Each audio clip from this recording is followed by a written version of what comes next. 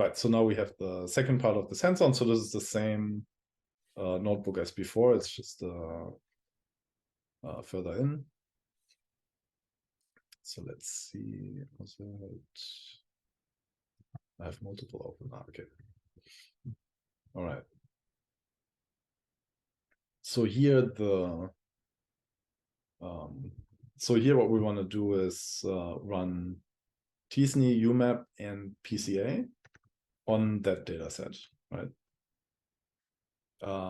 So first we start with the MNIST data. So I have some MNIST examples, and then later we go and do this coil thing. So we first, get us these packages, and then to run t-SNE, as I said before, we can specify the number of components. So here you can, with this setting, you can maximally do 3 dimensions. And then perplexity is the other important one. This is the number of neighbors that t-SNE will consider. So that really depends on the structure of your data and the noise. So if, let's say, I would set this too high, then it would start, jumping potentially to like the wrong places. So this is something you can play around with. You can also leave it out, and then it will pick something automatically. So here, this is still using the RNA-seq data. So if we want to plot the RNA-seq data, let's see. So t-SNE is, slower than PCA. So you can see it's still trying to transform that data. So let's see what happens. Right, so compared to, so this was the PCA plot of the RNA-seq, and then this is the t-SNE plot. So it's actually much nicer, right? So you can really see different groups. It would have been, I guess, a good idea to maybe highlight the luminal A and luminal B subtypes, but there's definitely some clustering going on that we couldn't see before. Okay. So now with the MNIST data, so we can load it. And then what I do is I have X, which is the 784-dimensional data points. And then Y are the labels, right? So they will be 0 to 9. So now it's like a short excursion into machine learning. But so since we're kind of interested in seeing how potentially dimensionality reduction behaves in the context of machine learning, I thought this would be an interesting exercise. So this here is just some parameters for machine learning algorithm that we're using. So this is specifically light GBM. This is a really new algorithm, and I really like it. So I can recommend people when they use machine learning, this is a good one. So in general, when you do machine learning stuff, like let's say you develop your own, prediction algorithm or something, a good idea is to always use one off-the-shelf, like really simple algorithm, and then that's your baseline, right? So before you, say like, oh, my accuracy is 0.9, make sure you can also predict it with like a, off-the-shelf algorithm, and then use that as a baseline. But so, okay, so we have these parameters. I'm not going into those. So what we do here is, if we do machine learning, there might be a lecture that goes more into detail, but we have our original data, which is, the data points, and then we have our labels, and we can split that into training and test data. And what we do is we kind of we train our prediction algorithm with the training data, and then we give it the test data and make the predictions, and then we can infer the accuracy of our algorithm, right? So here we work on the MNIST data, right? So this is the MNIST data points and the labels. And so here I give the data to the algorithm, and then once we get this trained model, we predict the test data that we split out of the original data. And then we get so this line, what it does is it will pull out the highest probability class for each data point. And then we can calculate the accuracy, which basically just tells us how often we had the correct label. So quite simple. Oh, okay, that's not bad. I was worried for a second. Okay. Okay, so this should go pretty quickly. So the algorithm is fast and the data set we're using is pretty small. I think we're working with 10,000 data points. So it's not like a really complicated problem. So let's see. I'm not really sure what kind of computer they give us. So let's see.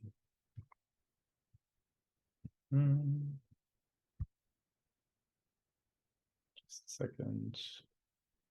So it's training right now, right? And then the prediction is usually really fast, like once you have that. So it's a little bit slower because in the settings, I do 100 rounds of training. So if you want to speed that up, it's like this one, you can reduce that to 20 or something, and then it's probably still really good. But so let's see, I don't see the progress on here, so let's hope it finishes.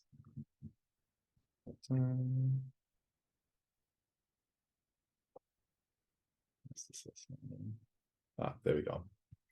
Okay, so it finished running. So we trained the model, then we predicted, and then our accuracy was 94.6%. So pretty good, right?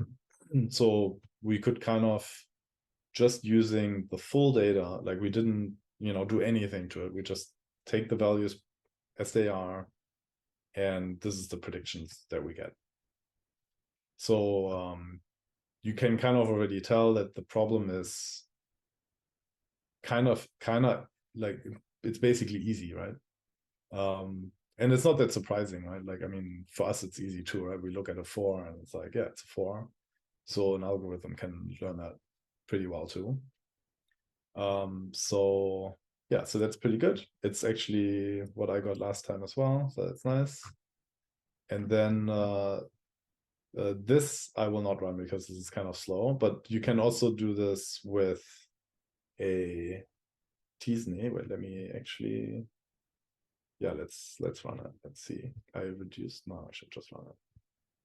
Okay, so now we can do the same thing, but with a reduced set of data. So let me explain what we do. So we use t-SNE, and then we tell it to get us 3 components. So it's like it turns it into 3 dimensions. And then it will use that 3-dimensional data as the input. So instead of having 784 dimensions, we only have 3 dimensions. And then we tell the algorithm to make predictions. And so I know that this is kind of slow, so I don't know if I want to keep that running. I don't. Okay. So you can run it on your own. And then, so I did that before, and then I got a prediction accuracy of 95.1%. So it actually improved our prediction by a little bit. And it doesn't seem like a lot, but we're nearly already perfect. So getting 0.5% more is actually pretty good. So if you want to run UMAP, you have to install a package. So this is this UMAP learn. So it's not in scikit-learn yet. I'm sure it's eventually going to make it there. But so you have to install that. It's not pre-installed in this version. Okay, so we have UMAP installed, and so now what we can do is here, if I can tell it, give me, the first 2 components, and then we can plot the UMAP of the MNIST data. So this should go really quick. Importing apparently takes the longest.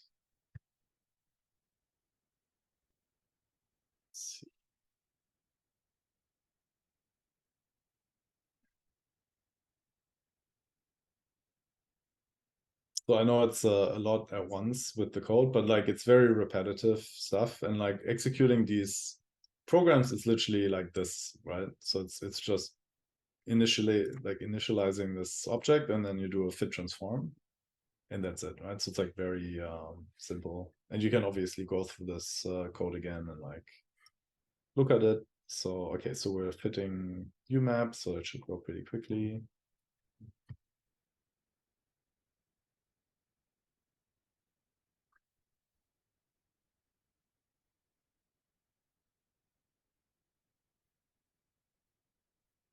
I feel like sometimes you also get like a slow computer with this Google Colab, and then it's just taking longer than other times.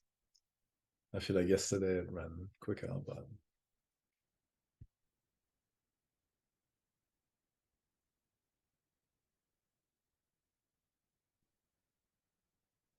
this is taking forever. Let's see. So I cancel that, but you can. Okay, finished. Great. So this is the plot that we got, right? So it's again, yeah, looking pretty good, right? So there's like some points that are kind of misplaced, but other than that, it's like a pretty nice clustering. And then right, what was it? I wanted to do something funny. Where did I do this? Okay, so here what we do is we calculate UMAP, get 20 components, do the same thing, do the prediction. And so this one, like I'm not gonna run it because it's like taking so long. But so this improved over t-SNE even more, like a little bit, right? And then also to notice is that the human error rate is about 2% to 2.5%. So the best method, so this is kind of here, I mean, I can click on it. So this is kind of where it's at right now. So this is the best one. So it's at 99.91% accuracy.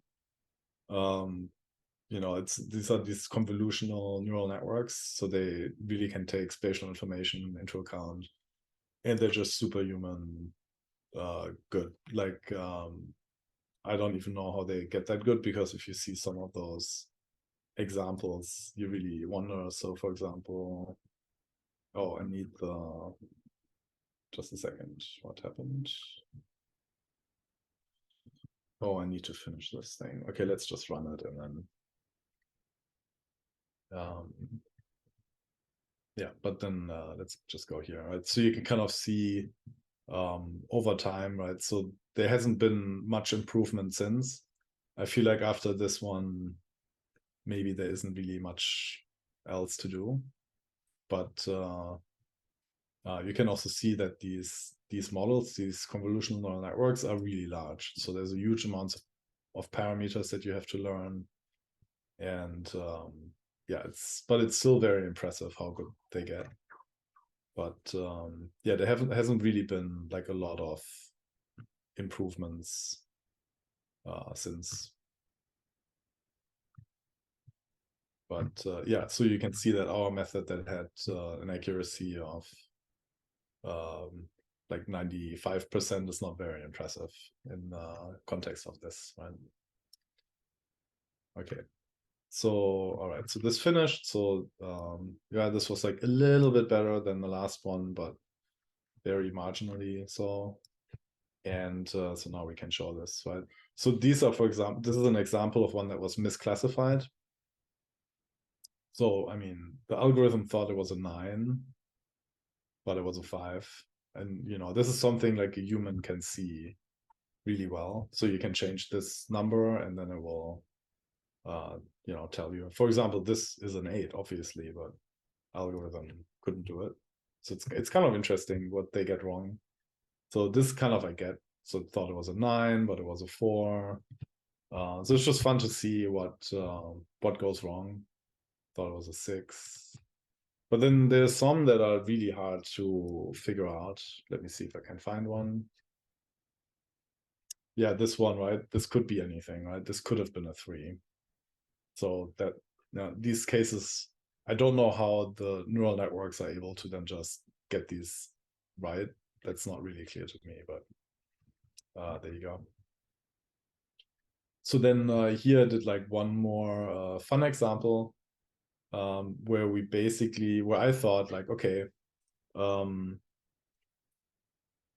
we do this dimensionality reduction, we really throw away all the original data, right? But we know that the machine learning algorithms are actually quite good at dealing with high dimensions. And this transformation that we do is really adding some extra information.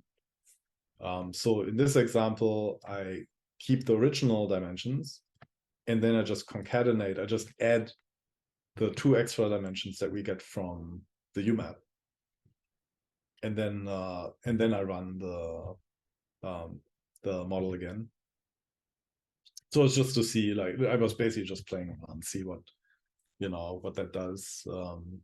Because this transformation definitely does something that a machine learning algorithm wouldn't do, right? It kind of builds this neighborhood network information and kind of encodes it in the new dimensions that it's computing. So it is kind of adding some form of value to it. So now it's it has to run through these rounds of approximation, but let's hope it's finishing soon. And then we're nearly done, I promise. I hope your ears aren't smoking yet. So let's see. It's computing.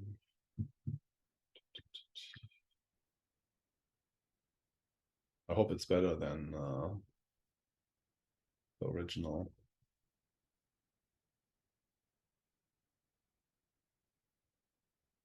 So one thing is also when you build these models, this is something I should mention. There's good practice to set these random states, because then you get the same results every time you run your code. So this is really useful for reproducibility purposes. So in this case, I feel like this function here has some randomness to it. So there's a good chance that you get different results. So there's probably a variable here where you can set a random state or something, or like in this one.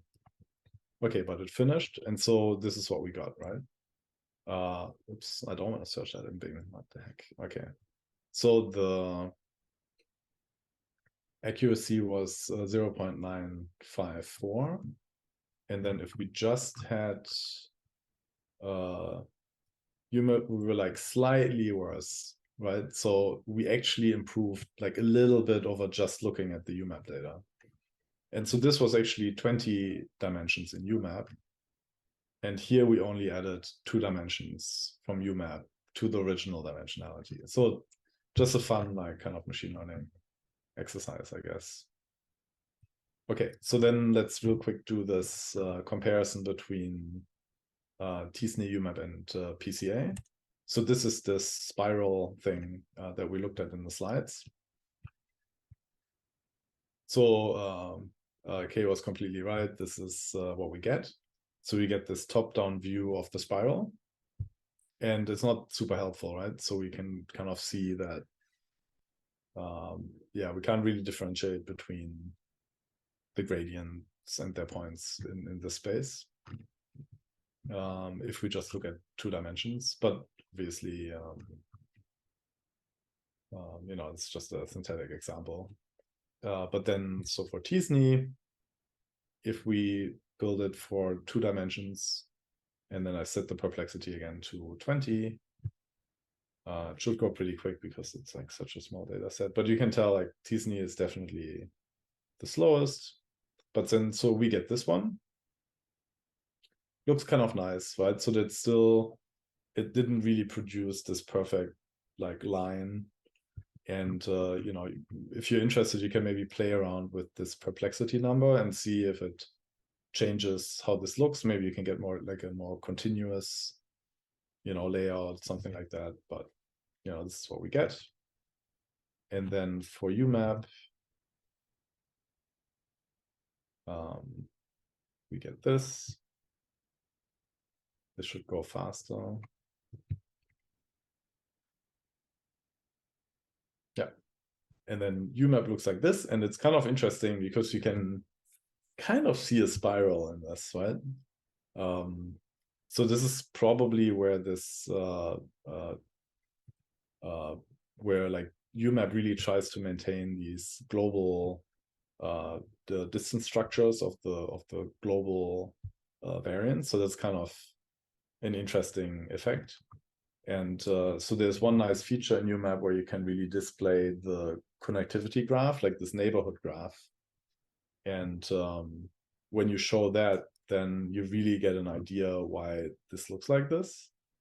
So it's just like a nice feature. So I'll just run it.